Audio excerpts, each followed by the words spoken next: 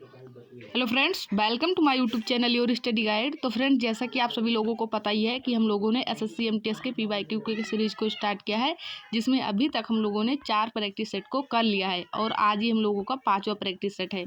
तो अगर आप लोगों ने इन पिछले 4 प्रैक्टिस सेट को नहीं किया है तो आप लोग उसे भी जाकर कर लीजिएगा। इसी चैनल पर आप सभी लोगों को मिल जाएगा और आज ही हम लोगों का 5वां प्रैक्टिस सेट है। तो जैसा कि मैंने पहले भी कहा था कि बहुत सारे क्वेश्चन प्रीवियस ईयर से ही मिलते हैं।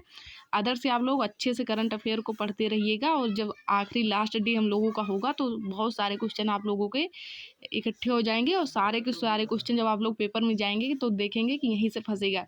जो हम एक्स्ट्रा चीज़ें बताते हैं बस उसको नोट करते हुए चलिएगा।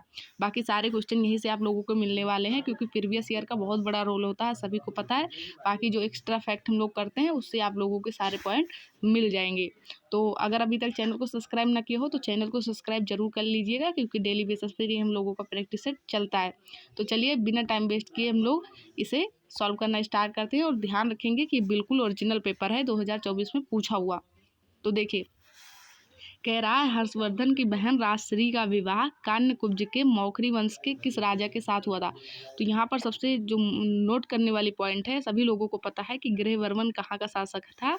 तो नोट करेंगे कि गृहवर्मन जो था वो मौखरी वंश का शासक था। इसका विवाह किसके साथ हुआ था, तो हर्षवर्धन की बहन राजश्री के साथ इसका विवाह हुआ था। तो एक क्वेश्चन डायरेक्ट पूछता है कि गृहवर्मन किस वंश का शासक था, तो नोट कर लेंगे कि मौखरी वंश का शासक था। अब हर्षवर्धन से बहुत पॉइंट बनते हैं, इनसे जितने पॉइंट बनते हैं उन्हें देख लेते हैं। हर्षवर्धन आप लोगों को पता होगा कि ये कन्नौज का शासक था और इसकी राजधानी कहाँ थी, कन्नौज में ही थी। सबसे आप लोगों ने पिछले प्रैक्टिस सेट में किया होगा कि पूछा गया था कि बाणभट्ट किसका दरबारी कवि था, तो बाणभट्ट इसका राज दरबारी कवि था। बहुत बार पूछा जाता है कि हर्षवर्धन के राज दरबारी कौन थे, वो बाणभट्ट थे, ध्यान रखेंगे। और इन्होंने हर्षचरित की रचना की है, जो बहुत पूछा जाता है कि बाणभट्ट ने किसकी रचना की है, तो हर्षचरित की। या पूछ लिया जाए हर्षचरित किसके द्वारा लिखा गया है, तो बाणभट्ट के द्वारा। तो यहाँ से नोट हुआ कि गृहवर्मन मौखरी वंश का शासक था, उसका विवाह हर्षवर्धन की बहन राजश्री के साथ हुआ था। हर्षवर्धन का राज दरबारी कवि बाणभट्ट था और बाणभट्ट ने किसकी रचना की है, तो हर्षचरित की रचना की है। इतना ध्यान रखेंगे। हर्षवर्धन से एक क्वेश्चन बहुत इंपॉर्टेंट बनता है, ह्वेन-त्सांग किसके दरबार में आया था, किसके शासनकाल में आया था। तो ह्वेन-त्सांग जो चीनी यात्री था वो किसके समय आया था, वो हर्षवर्धन के समय ही आया था। किसके समय आया था, हर्षवर्धन के समय। बहुत इंपॉर्टेंट होता है, आप लोगों को पता होगा कि जो गृहवर्मन था इसकी मृत्यु कैसे हुई थी, सभी लोगों को पता होगा कि मालवा का कौन शासक था, देवगुप्त ने गृहवर्मन पर आक्रमण कर दिया था, जिसके कारण इसकी हत्या हुई थी। तो ध्यान रखेंगे। इसी कारण आप लोगों को पता होगा फिर हर्षवर्धन के भाई राज्यवर्धन से लड़ाई हुई थी, सभी लोगों को पता होगा, आप लोगों ने पढ़ा होगा। तो बाकी यहाँ से जो फैक्ट एग्जाम में बनने वाले हैं वो मैंने बता दिया। क्या, हर्षवर्धन का राज दरबारी कवि बाणभट्ट था। बाणभट्ट ने किसकी रचना की है, हर्षचरित की रचना की है। हर्षवर्धन की बहन का नाम राजश्री था, जिसका विवाह मौखरी वंश के शासक गृहवर्मन के साथ में हुआ था। हर्षवर्धन के समय ही कौन आया था, ह्वेन-त्सांग आया था, ये ध्यान रखेंगे। अब बढ़ते हैं नेक्स्ट क्वेश्चन पर। तो जो हम एक्स्ट्रा फैक्ट बताते हैं आप लोग उसे नोट करते हुए चलिए, फिर पेपर में सारे क्वेश्चन यहीं से मिलने वाले हैं आप सभी लोगों को। क्वेश्चन क्या है सेकंड, जब खमीर शर्करा को किण्वित किया जाता है तो ब्रेड में खमीरीकरण का प्रभाव मुख्य रूप से किस गैस के कारण होता है। तो इतना नोट कर लेंगे कि खमीरीकरण किसके कारण होता है, तो CO2। बस इसमें इतना नोट करने लायक है क्या कि खमीरीकरण का प्रभाव किसके कारण होता है, तो CO2 के कारण। किसके कारण, CO2 कार्बन डाइऑक्साइड के कारण होता है। अगला क्वेश्चन देखिए क्या है। नेक्स्ट क्वेश्चन की बात करें तो 10 अक्टूबर 2023 तक की स्थिति के अनुसार निम्नलिखित में से कौन राज्यसभा के पदेन सभापति थे। तो पता होगा आप लोगों को कि 10 अक्टूबर 2023 तक कौन थे, राज्यसभा का पदेन सभापति कौन होता है, आप सभी लोगों को पता होगा, वाइस प्रेसिडेंट अर्थात उपराष्ट्रपति को क्या कहा जाता है, राज्यसभा का पदेन सभापति। वाइस प्रेसिडेंट का मुख्य कार्य क्या होता है, राज्यसभा के सभापति के रूप में कार्य करना। तो 2023 तक भारत के उपराष्ट्रपति कौन थे, जगदीप धनखड़ थे, सभी लोगों को पता होगा। लेकिन अब कौन है, अब की बात कर लिया जाए तो अब कौन है, वेंकैया नायडू हैं। कौन है, वेंकैया नायडू। नोट कर लेंगे, अगर इस बार क्वेश्चन आए तो आंसर देना है वेंकैया नायडू। पढ़ते हैं नेक्स्ट क्वेश्चन पर। लाइसोसोम यहाँ पर लाइसोसोम से जो क्वेश्चन इंपॉर्टेंट बनते हैं सभी को देखेंगे हम लोग। कह रहा है लाइसोसोम के भीतर पाचन एंजाइम किसके द्वारा बनाए जाते हैं। तो आप लोगों को पता होगा, डायरेक्ट क्वेश्चन पूछा जाता है कि लाइसोसोम में कौन सा एंजाइम पाया जाता है। तो सबसे पहले नोट कर लेंगे कि यही क्वेश्चन में से कि लाइसोसोम में पाचन एंजाइम पाया जाता है। कह रहा है किसके द्वारा बनता है ये पाचन एंजाइम, तो नोट कर लेंगे इसे। रुच्छ अंतःप्रद्रव्य जालिका द्वारा, किसके द्वारा, रुच्छ अंतःप्रद्रव्य जालिका द्वारा बनता है। अब लाइसोसोम से जो एक्स्ट्रा फैट बनते हैं उसे नोट कर लेंगे। क्या, लाइसोसोम को क्या कहा जाता है, आत्मघाती थैली, आत्मघाती। और बहुत पूछा जाता है, इसे नोट कर लेंगे। जो एक्स्ट्रा पॉइंट बताते हैं वो सबसे ज़्यादा इंपॉर्टेंट होता है। क्या, लाइसोसोम को क्या कहा जाता है, आत्मघाती थैली कहा जाता है। पूछा जाता है इसकी खोज किसने की थी, इसकी खोज बहुत पूछा जाता है, तो नोट कर लेंगे कि इसकी खोज किसने किया था, क्रिश्चियन डी ड्यूबे। किसने किया था, इतना नोट कर लेंगे बस। क्या नोट करेंगे, क्रिश्चियन डी ड्यूब, इतना नोट कर लेंगे। मैंने कहा कि लाइसोसोम में कौन सा एंजाइम पाया जाता है, पाचन एंजाइम पाया जाता है। लाइसोसोम को आत्मघाती थैली भी कहा जाता है। इसकी खोज किसने की थी, तो डी ड्यूब ने की थी। किसने की थी, डी ड्यूब ने की थी। क्रिश्चियन डी ड्यूब इनका पूरा नाम है। तो ये लाइसोसोम से आप लोग नोट करेंगे जो पूछा जाता है क्वेश्चन। अगला देख लीजिए question, question number 5। Question number 5 है 2011 की क्या क्वेश्चन है, देखिए। 2011 की भारतीय जनगणना के लिए भारत के महापंजीयक और जनगणना आयुक्त कौन थे। तो आप लोगों को मैंने कई बार बताया है कि 2011 के जब सेंसस हुआ था, जनगणना हुआ था, तो सी चंद्रमौली कौन थे, सी चंद्रमौली। जनगणना आयुक्त कौन थे, सी चंद्रमौली उस समय थे जनगणना आयुक्त। ये नोट कर लेंगे, ये इसका राइट आंसर हो जाएगा। 2011 की जनगणना से बहुत क्वेश्चन बनता है, इसे आप लोग बहुत अच्छे से पढ़िएगा। हर शिफ्ट में एक क्वेश्चन आएगा, ये फिक्स है। 2011 की जनगणना से जो मुख्य बातें हैं वो हम बता देते हैं, बाकी आप लोगों ने नोट्स बनाया होगा वहाँ से अच्छे से पढ़ के जाइएगा। एक क्वेश्चन फिक्स है, इससे हर शिफ्ट में आएगा। 2011 की जनगणना आप लोगों ने देखा कि जनगणना आयुक्त कौन थे, सी चंद्रमौली थी। पूछा जाता है जनसंख्या घनत्व कितना था। जनसंख्या घनत्व की बात कर ले। जनसंख्या घनत्व मतलब होता है कि प्रति किलोमीटर पर कितने व्यक्ति रहते हैं। तो 382 किलोमीटर, 382 था, 382 किलोमीटर, 382 लोग प्रति किलोमीटर पर रहते थे। 1 किलोमीटर में लगभग 382 लोग रहते थे।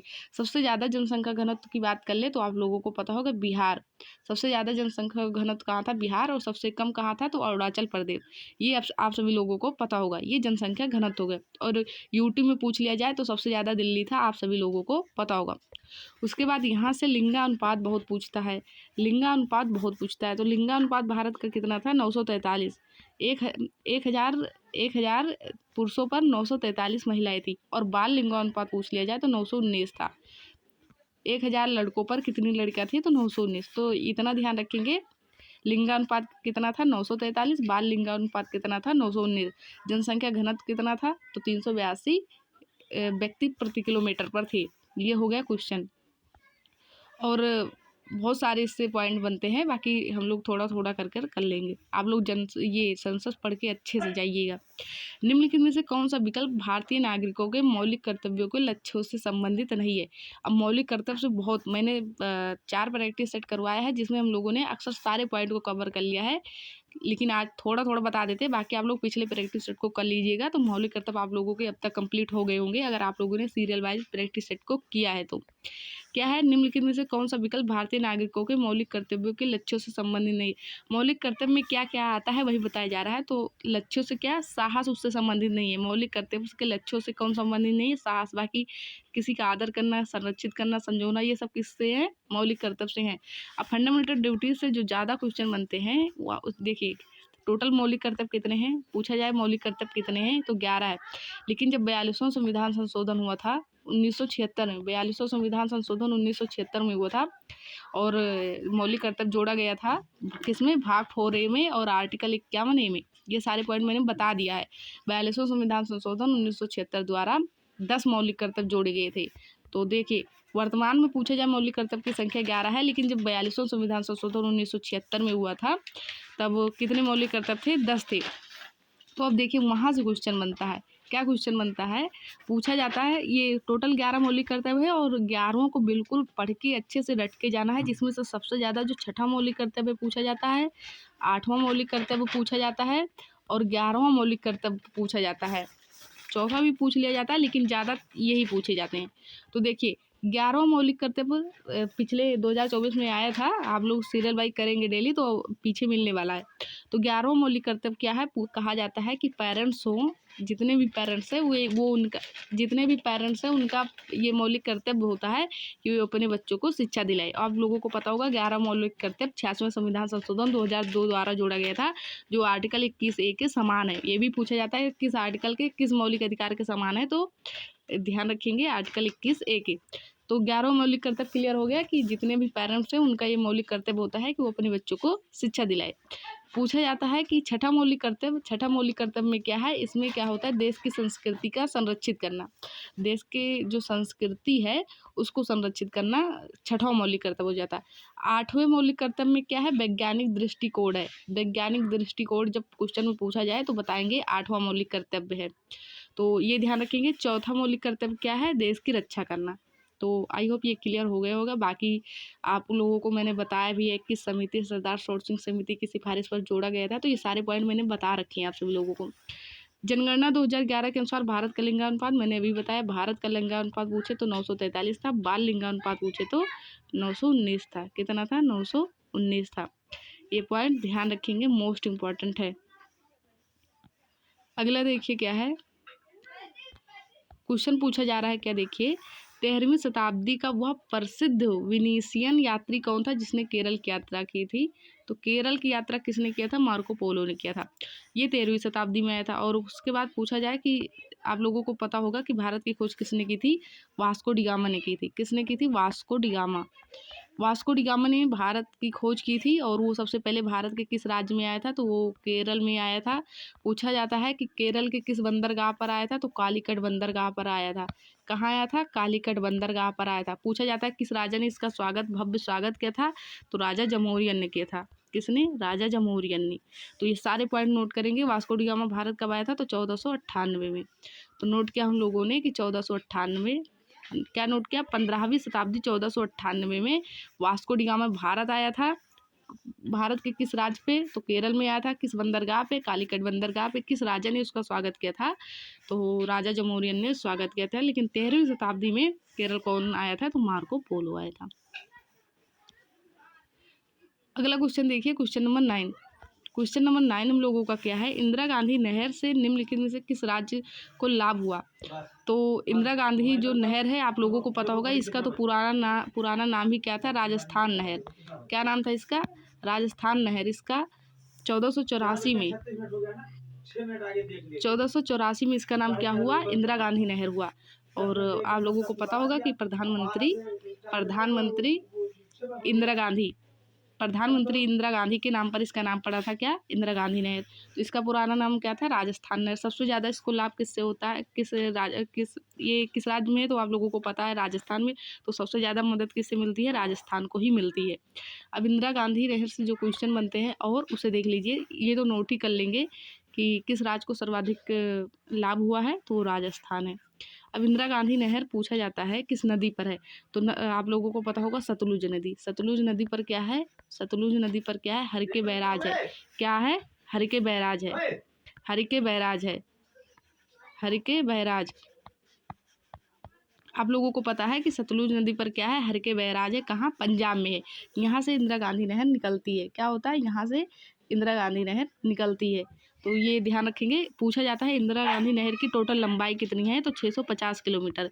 इसकी टोटल लंबाई कितनी है, तो 650 किलोमीटर। तुम लोगों ने देखा कि इंदिरा गांधी नहर की टोटल लंबाई 650 किलोमीटर है। किस नदी पर, तो सतलुज नदी पर, हर के बैराज है पंजाब में, जहाँ से ये शुरू होती है। तो ये पॉइंट नोट करेंगे। अगला क्वेश्चन देखिए, क्वेश्चन नंबर 10। क्वेश्चन नंबर 10 हम लोगों का क्या है, किस तमिल सुपरस्टार ने, देखिए ये करंट का क्वेश्चन था, तो इस बार करंट का दूसरा क्वेश्चन पूछेगा, तो इसे बस ऐसे देख लीजिए बस। किस तमिल सुपरस्टार ने 2 फरवरी 2024 को पिरपोक्कुम एल्ला उइरकुम, यानी कि जन्म से सभी समान हैं के नारे के साथ तमिलनाडु और पुदुचेरी में तमिलागा वेट्री कजगम राजनीति पार्टी की स्थापना की थी, तो वो उस समय की बात थी। इस बार दूसरा आएगा। देखिए जो क्वेश्चन आने वाले हैं उसे देखिए। क्वेश्चन पूछा जा रहा है, जब कोई नदी अपने मध्य मार्ग में होती है, क्या क्वेश्चन कह रहा है, जब कोई नदी अपने मध्य मार्ग में होती है तो वह नदी निम्नलिखित में से कौन सा भूदृश्य बनाने में सक्षम होती है। ये सभी को पता होता है। एक विसर्प क्या बनाती है, विसर्प। और आप लोगों को पता है कि ये एनसीईआरटी का क्वेश्चन है। क्या है, एनसीईआरटी। जितने हिस्ट्री के, जियोग्राफी की क्वेश्चन बनते हैं सारे के सारे एनसीईआरटी से ही बनते हैं। तो ये तो क्लास 6 या 7 की एनसीईआरटी से क्वेश्चन आया है। वहाँ आप लोगों ने अच्छे से पढ़ा होगा कि जब कोई नदी अपने मध्य मार्ग में होती है तो वो क्या, कैसा भूदृश्य बनाती है, एक विसर्प बनाती है। डेल्टा कब बनता है, आप लोगों को पता ही है कि जब नदी गिरने वाली होती है तो वो ऊपरी मुहाने पर क्या बनाती है, डेल्टा का निर्माण करती है। और सबसे बड़ा डेल्टा कौन सा है, सुंदरवन डेल्टा। सभी लोगों को ये पता होगा। अगले क्वेश्चन की बात करें, क्वेश्चन नंबर 12। क्वेश्चन नंबर 12 क्या है, निम्नलिखित में से कौन सी मंदिर वास्तुकला की वह शैली है जिसे उत्तरी भाग में व्यापक रूप से पसंद किया जाता है। तो आप लोगों को पता होगा, क्या पता होगा कि मंदिर वास्तुकला की बात करें तो 3 प्रकार की शैली होती है। मंदिर वास्तुकला की कितनी शैली होती है, 3 होती है। एक नागर होती है, एक द्रविड़ होती है, और एक क्या होती है, बेसर। क्या होती है, एक बेसर। तो देखिए जो साउथ में मंदिर की वास्तुकला की शैली है वो क्या है, यहाँ से देखिए फिर से 3 होती है। एक क्या होती है, नागर होती है, एक नागर होती है, एक द्रविड़ होती है, और एक क्या होती है, बेसर। तो ध्यान रखेंगे कि जो नॉर्थ में मंदिर वास्तुकला की शैली है वो नागर शैली है, जो मिश्रित है, जो नागर और द्रविड़ की मिश्रित है, जो मध्य में होती है वो बेसर शैली होती है। और जो साउथ यानी कि दक्षिण में होती है वो कैसी शैली है मंदिर वास्तुकला की, द्रविड़। और यही तीनों पूछे जाते हैं, नागर शैली, द्रविड़ शैली और बेसर शैली। यहाँ पर इसका आकार भी बहुत पूछा जाता है, गुम्बदनुमा, घुमावदार। इसका जो ऊपरी भाग होता है ये कैसे होता है, ये घुमावदार होता है। और द्रविड़ का जो होता है ये सीढ़ी नुमा होता है। जब ये प्रवेश किया जाता है तो ये सीढ़ी नुमा होता है। तो यहाँ सीढ़ी नुमा ध्यान रखेंगे, और इसका ध्यान रखेंगे घुमावदार। इतना ध्यान रखेंगे कि नॉर्थ, उत्तर में क्या होता है, नागर शैली, दक्षिण में क्या होता है, द्रविड़ शैली, और मिश्रित नागर और द्रविड़ की जो मिश्रित शैली है वो है बेसर शैली, जो मध्य में होती है। ध्यान रखेंगे। अगला क्वेश्चन देखिए, क्वेश्चन नंबर 13। क्वेश्चन नंबर 13 हम लोगों का क्या है, देखिए, निम्नलिखित में से कौन सा पर्वत शिखर हिमालय का एक भाग है। तो ये तो देख ही लेंगे, कामेट है। क्या है, कामेट। क्वेश्चन नंबर 14 क्या है, देखिए, डैश भारतीय लोक और आदिवासी नृत्य के साथ संयुक्त करके भारतीय शास्त्रीय नृत्य में यूरोपीय नाट्य तकनीकों को अपनाकर मिश्रित कला बनाने के लिए प्रसिद्ध कौन थे। तो उदय शंकर। कौन थे, उदय शंकर। क्वेश्चन क्या कह रहा है, भारतीय लोक और आदिवासी, कह रहा है किसने, भारतीय लोक और आदिवासी नृत्य के साथ संयुक्त करके भारतीय शास्त्रीय नृत्यों में यूरोपीय नाट्य तकनीकों को अपनाकर मिश्रित कला। तो मिश्रित कला बनाने के लिए कौन प्रसिद्ध है, तो उदय शंकर है। कौन है, उदय शंकर। केलुचरण महापात्र आप लोगों को पता होगा, ओडिसी डांस के कलाकार हैं।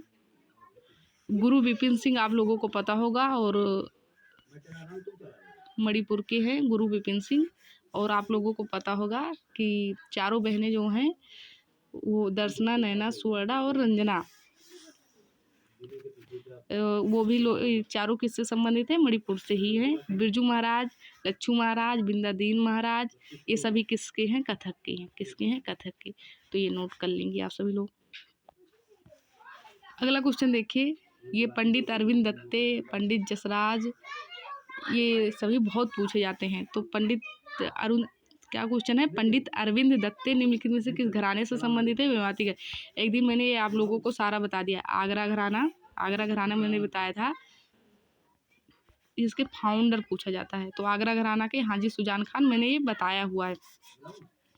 इंदौर घराना भी मैंने बताया था, इंदौर घराना के कौन है, उस्ताद अमीर खां, मैंने बताया है, उस्ताद अमीर खां इसके संस्थापक हैं। और ये हो गया। उसके बाद जो पूछा जाता है पटियाला घराना में, पटियाला घराना में मैंने बताया था आप लोगों को। और उसके बाद किराना घराना भी बताया था। ये सारे मैंने बता दिए, करीम खां है, और इसके पटियाला घराना के जो हैं देख लेंगे, पटियाला घराना ध्यान नहीं आ रहा है इस समय। बाकी आगरा घराना हाजी सुजान खान इंदौर घराने के उस्ताद आमिर खां और किराना घराना के फाउंडर करीम खां मैंने बताया था। और उसके बाद मैंने बताया था कि वाहिद अली खान, पंडित भीमसेन जोशी, सभी लोग, गंगूबाई हंगल जरूर ध्यान रखिएगा, पूछा गया है, किराना घराना से संबंधित है गंगूबाई हंगल। और यहाँ पर एक पॉइंट और नोट कर लेंगे जो बहुत पूछा जाता है, पंडित जसराज का संबंध किस घराने से है? पंडित जसराज का संबंध किस घराने से है? तो वो भी मेवाती घराने से ही है और बहुत पूछे जाते हैं। अगला क्वेश्चन देखिए क्या है, क्वेश्चन नंबर 16। टोटल क्वेश्चन हम लोगों के 25 है, आप लोगों को पता होगा 25 क्वेश्चन, और 25 क्वेश्चन इंग्लिश के बनते हैं क्वेश्चन, और 25 ही किससे बनते हैं? 25 ही क्वेश्चन बनते हैं जीएस के, और ये एक क्वेश्चन 3 नंबर के होते हैं। निम्नलिखित में से किसने 5 मार्च 1931 को लॉर्ड इरविन के साथ संधि पर हस्ताक्षर किया था? तो आप लोगों को पता होगा, इरविन समझौता इसे कहा जाता है, जो 5 मार्च 1931 को हुआ था। और इस पर किसने हस्ताक्षर किया था? गांधी जी ने किया था। किसने किया था? गांधी जी ने किया था, ये सभी लोगों को पता होगा। गांधी जी और डॉक्टर भीमराव अंबेडकर के बीच क्या हुआ था? पूना पैक्ट समझौता। क्या हुआ था? पूना पैक्ट समझौता, जो कब हुआ था? 1932 में हुआ था। आप लोगों को पता होगा गांधी जी से कि 3 सम्मेलन हुए थे। गोलमेज सम्मेलन कितने हुए थे? 3 हुए थे। गांधी जी ने किस सम्मेलन में भाग लिया था और गांधी जी ने किसकी तरफ से? तो इंडियन नेशनल कांग्रेस, भारतीय राष्ट्रीय कांग्रेस की तरफ से गांधी जी ने मात्र एक बार गोलमेज सम्मेलन में भाग लिया था। कब? 1931 में। पता होगा 1930 में पहला गोलमेज सम्मेलन, सेकंड वाला 1932, और थर्ड वाला गोलमेज सम्मेलन कब हुआ था? 1933 में। तो पूछा जाता है गांधी जी ने कब भाग लिया था? 1931 में। यहाँ गांधी जी से 3 फैक्ट आप लोगों ने देखा कि इरविन समझौता किसके बीच हुआ था? इरविन समझौता के इरविन और महात्मा गांधी। और फिर हम लोगों ने देखा पूना पैक्ट समझौता कब हुआ था? 1932 में हुआ था। किसके किसके बीच? तो महात्मा गांधी और डॉक्टर भीमराव अंबेडकर के बीच। फिर हम लोगों ने देखा कि जो दूसरा गोलमेज सम्मेलन हुआ था उसमें गांधी जी ने भाग लिया था। गांधी जी ने गोलमेज सम्मेलन में सिर्फ एक बार भाग लिया था, 1931 में। और एक पूछा जाता है, इंडियन नेशनल कांग्रेस में गांधी जी ने कब अध्यक्षता की थी? मात्र एक बार उन्होंने की थी। कब? 1942 में। 1942 में बेलगांव अधिवेशन में गांधी जी ने अध्यक्षता की थी। बहुत पूछा जाता है, नोट करके रखेंगे। देखिए इकोनॉमिक्स से क्वेश्चन आया है क्या? आरक्षित नकदी निधि अनुपात क्या है? क्वेश्चन क्या है? आरक्षित नकदी निधि अनुपात क्या है? इसे आप लोग ऐसे पढ़ लेंगे और समझ लेंगे। क्या है? जमा का प्रतिशत जो किसी बैंक को केंद्रीय बैंक के पास आरक्षित नकदी निधि के रूप में रखना चाहिए, वो क्या होता है? आरक्षित नकदी निधि अनुपात। अगला क्वेश्चन देखिए क्या है, क्वेश्चन नंबर 18। क्वेश्चन नंबर 18 हम लोगों का क्या है? 2023 में किस टीम ने महिला एशियाई हॉकी चैंपियनशिप, अब देखिए करंट का क्वेश्चन था, इस बार करंट का अलग क्वेश्चन आएगा। क्वेश्चन नंबर 19, यहाँ से क्वेश्चन बनता है। 3 ही व्यवस्थाएं थी कर लेने की, लगान की, जो अपनाई गई थी, और तीनों बहुत पूछा जाता है। जमींदारी और इस्तेदारी या इस्तेमरारी इसे कहा जाता है, ये एक ही थी। इसमें क्या होता था कि जो कंपनियां होती थी वो जमींदार से क्या करती थी? कर लेती थी। इसे सूर्यास्त कानून भी कहा जाता है। और इसे किसने लागू किया था? तो कार्नवालिस। पूछा जाता है इस समय कौन था गवर्नर? तो कार्नवालिस था, नोट कर कर रखेंगे। रैयतवाड़ी सेकंड बार, ये सेकंड थी। और इसमें क्या होता था? देखिए क्वेश्चन क्या कह रहा है, निम्नलिखित में से किस प्रणाली में राजस्व एकत्र करके कंपनी को भुगतान करने का प्रभार जमींदार के स्थान पर ग्राम प्रधान को दिया गया? तो देखिए ये ग्राम प्रधान को, महाल का मतलब क्या होता है? महाल का मतलब होता है गाँव। तो ये गाँव से डायरेक्ट लिया जाता था। इसमें क्या करते थे? जमींदार न देकर जो प्रधान होते थे गांव के, वो सभी किसानों से ले लेते थे और वो जाकर दे देते थे। तो ये तो हो गया। रैयतवाड़ी में क्या होता था? इसमें जमींदारी में क्या होता था? कंपनी डायरेक्ट जमींदारों से ले लेती थी एक। और ये जो रैयतवाड़ी होती थी इसमें जमींदार लेते थे। तो ध्यान रखेंगे इसे। क्या समझा? जमींदारी, इख्तमरारी या इक्तदारी कहे या सूर्यास्त कानून कहे, इसमें कंपनी खुद लेती थी। रैयतवाड़ी में क्या होता था? इसमें जमींदार लेते थे। इसमें क्या होता था? इसमें जमींदार लेते। महालवाड़ी में क्या होता था? ये गांव के प्रधान लेते थे। इसमें पूछा जाता है कि गवर्नर कौन था? तो यहाँ पर कार्नवालिस था। इसमें कौन था? कर्नल रीड हेक्टर मुनरो था। और इसमें कौन था? मार्टिन बर्ड था, जो बहुत पूछा जाता है। कौन था? Martin bird. बहुत इंपॉर्टेंट, नोट करके रखेंगे। क्या क्वेश्चन है? हीलियम गैस को किसके द्वारा द्रव अवस्था में परिवर्तित किया जा सकता है? किस बल के द्वारा? तो आकर्षण बल के द्वारा। इसे देख लेंगे, साइंस का है क्वेश्चन। अगला क्वेश्चन देख लीजिए। 1982 में फुटबॉल के नेहरू कप प्रतियोगिता के उद्घाटन वर्ष कौन सी टीम पहले संस्करण की विजेता बनी थी? तो उरुग्वे बना था। आप सभी लोगों को ये पता होगा। यहाँ ऑस्ट्रेलिया है, ऑस्ट्रेलिया से नोट करेंगे। ऑस्ट्रेलिया से इंपॉर्टेंट क्वेश्चन, इसकी हमेशा राजधानी ही पूछी जाती है, तो कैनबरा इसकी राजधानी है, नोट करके। जैसे आप लोगों को पता होगा कि मुख्यालय से क्वेश्चन आते हैं, राजधानी से क्वेश्चन आते हैं, तो नोट करके रखेंगे। और बात करें यहाँ पर, ऑस्ट्रेलिया से बहुत क्वेश्चन बनता है। यहाँ पर जो घास के मैदान है उन्हें क्या कहा जाता है? उन्हें डाउन्स कहा जाता है। उन्हें क्या कहा जाता है? इन्हें डाउन्स कहा जाता है। यहाँ पर जो तूफान आते हैं उसे बिली ब्लीज कहा जाता है। क्या कहा जाता है? बिली ब्लीज, जो बहुत इंपॉर्टेंट बनते हैं बिली ब्लीज, तो नोट करके रखेंगे। अगला क्वेश्चन देखिए, क्वेश्चन नंबर 22। क्वेश्चन नंबर 22 क्या है हम लोगों का? माई कंट्री माई लाइफ किसकी आत्मकथा है? तो सभी लोगों को पता होगा ये किसकी है? लाल कृष्ण आडवाणी की है। किसकी है? लाल कृष्ण आडवाणी की। बाकी मैंने आप लोगों को सचिन तेंदुलकर की playing it my way, Arundhati Roy की the god of small thing, उसके बाद मैंने सौरव गांगुली की a century is not enough, और युवराज सिंह की the test of my life, Milkha Singh की the race of my life, और उसके बाद ही आप लोगों को बता रखा है कपिल देव की स्टे फ्रॉम द हार्ट। तो उसके बाद बहुत सारी बुक मैंने बता दिया है जो आप लोगों को याद रखनी है हमेशा। मेजर ध्यानचंद की गोल, ये सारी पुस्तक मैंने बता रखी है आप सभी लोगों को। अगला क्वेश्चन देखिए, क्वेश्चन नंबर 23। क्वेश्चन नंबर 23 है, सरहुल आदिवासी का कृषि से संबंधित एक त्यौहार है जो मुख्य रूप से भारत के किस राज्य में मनाया जाता है? तो सरहुल आप लोगों को पता होगा कि 2 राज्य में मनाया जाता है, उसमें से एक ही राज्य दिया जाएगा, या तो बिहार दिया जाएगा या तो झारखंड दिया जाएगा। तो यहाँ पर देखिए ऑप्शन क्या है? झारखंड। तो सरहुल कहाँ मनाया जाता है? झारखंड में मनाया जाता है, नोट करके रखेंगे। उसके बाद सरहुल में एक और आप लोगों को ध्यान रखना है, क्या? सरायकेला छऊ। छऊ 3 प्रकार के होते हैं, मैंने बता रखा है। तो उसमें से जो सरायकेला छऊ है, वो कहाँ होता है? सरायकेला छऊ झारखंड में ही होता है। उसके बाद पुरुलिया छऊ मैंने बताया था कहाँ होता है? उड़ीसा में होता है। और एक होता है मयूरभंज छऊ। मयूरभंज छऊ कहाँ होता है? मयूरभंज छऊ उड़ीसा में होता है। पुरुलिया छऊ कहाँ होता है? वेस्ट बंगाल में।